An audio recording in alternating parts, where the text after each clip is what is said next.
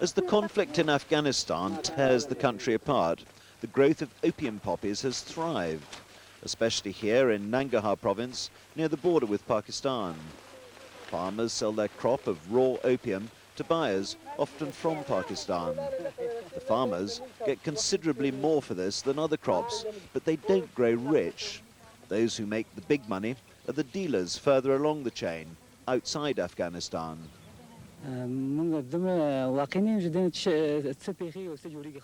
Abdul Wahid says he doesn't know what happens to the opium or the people who consume it. Few in Afghanistan become addicts, unlike in neighboring Pakistan and Iran. But Abdul's family is just one of an estimated 200,000 families who now survive in Afghanistan by growing opium. The opium sap is laboriously scraped off each pod. It's refined into heroin along the border with Pakistan, where much of it's consumed. The rest makes its way to other countries in the region and to the west.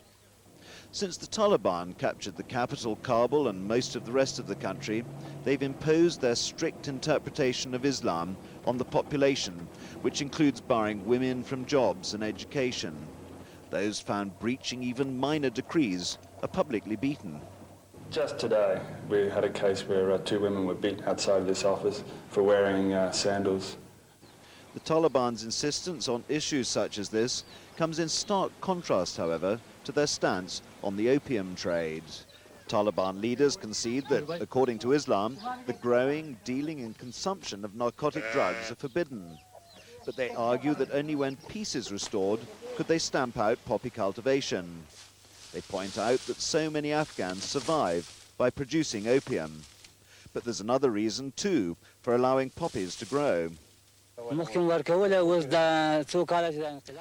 Wahid says the Taliban are collecting a 10% tax on all the opium the farmers produce. And with the Afghan economy in virtual ruin, it's about the only tax the Taliban can collect. Gary Lewis, who heads the United Nations Drug Control Program in neighboring Pakistan, argues that the conflict is an ongoing excuse for the Taliban to leave things as they are. They're focused on their war, and they are focused on winning it, and they believe that they have a destiny to do so. Everything else will come afterwards. But in Abdul's village, the farmers believe nothing will change. Abdul's son, Islamuddin, has no doubt what he will do when he grows up. I have to grow opium, there are no schools and nothing else to do, he says. For Afghanistan, opium production brings profit, not misery.